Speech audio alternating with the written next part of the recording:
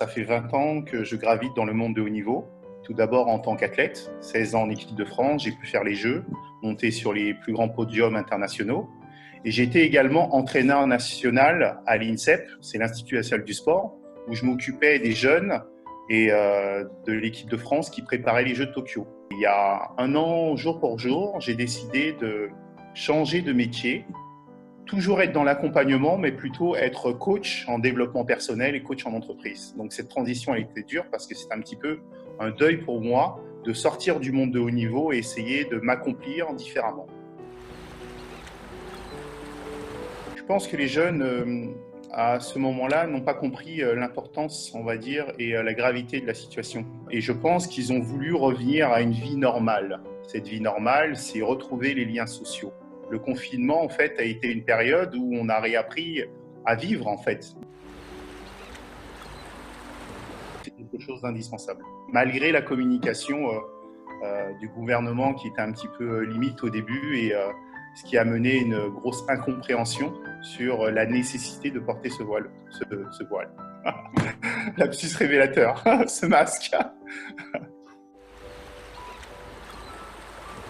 Black Mirror, c'est une série sur Netflix qui est une série d'anticipation qui projette un petit peu le monde dans le futur.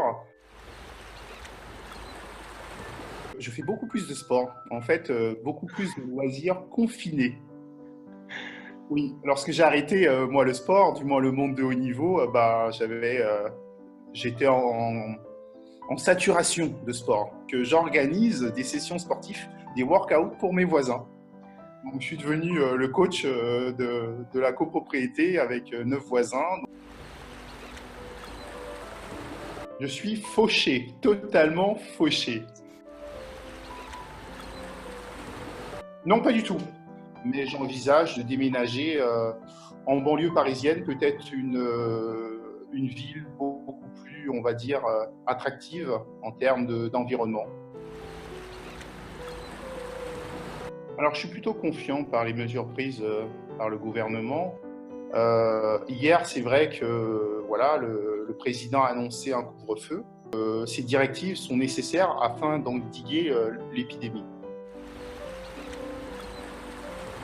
Donc, le contact social me manque énormément. Et je suis un lion en cage, en fait. Je suis un lion en cage parce que et je le vis très mal. D'arriver au bout de mon projet. Mon projet, c'est-à-dire accompagner les personnes